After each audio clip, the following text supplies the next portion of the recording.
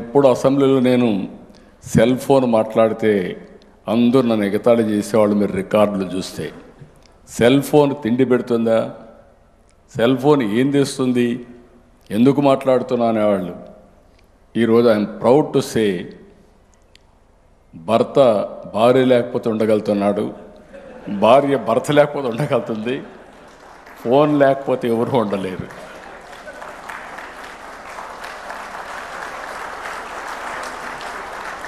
ఇప్పుడు నేను కూడా ఇక్కడ ఫోన్ పెట్టుకొని టైం చూసుకుంటున్నా. మల్టీపర్పస్ డివైస్ ఇది. ఇప్పుడే సత్యకుమార్ గారు చెప్పినట్టు ఒక్క ఫోన్ ఉంటే ప్రపంచంలో ఎక్కడికైనా వెళ్ళిపోవచ్చు, ఎక్కడైనా సర్వైవ్ కావచ్చు, అన్ని పనులు ఆటోమేటిక్గా అయిపోయే పరిస్థితి వస్తుంది. We are in knowledge economy. నేను అందుకే అప్పుడప్పుడు అంటూ ఉంటాను, don't work hard, work smart. ఆ స్టేజ్కి వచ్చేసాం. ఒకప్పుడు ఆఫీస్కి తిరిగేవాళ్ళం మనం.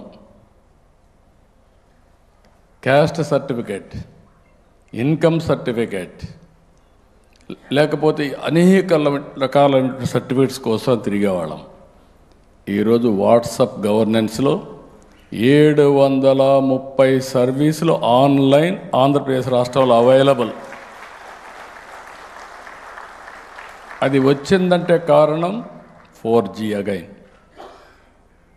ఇంకొక పక్కన మీరు ఒకసారి చూస్తే ఈరోజు మనం second largest smart phone manufacturer.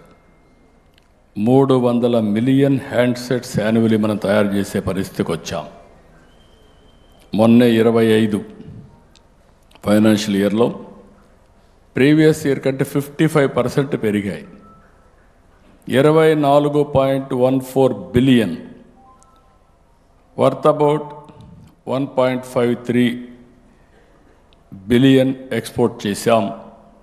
ఇది ఒక మాటలో చెప్పాలంటే ఒక్క నెలలో తయారు చేసింది మొత్తం కలిసి 1 ఇయర్లో 24.14 అయితే ఒక్క నెలలో 1.53 బిలియన్ US ఎక్స్పోర్ట్ చేసే పరిస్థితికి వచ్చాం. ఈరోజు మీ అందరికీ చెప్తున్నా, భవిష్యత్తులో ప్రపంచం మొత్తం ఫోన్లు వాడుతూ ఉంటే ఒకప్పుడు చైనా వేరే దేశాలు మాట్లాడేవాళ్ళం. ఇప్పుడు మేక్ ఇన్ ఇండియా ప్రపంచం మొత్తం వాడే పరిస్థితి వస్తుంది. ఇది చాలా దూరం లేదు, ఇప్పటి నుంచి అది స్టార్ట్ అయిందని చెప్పి కూడా నేను మీకు తెలియజేస్తాను.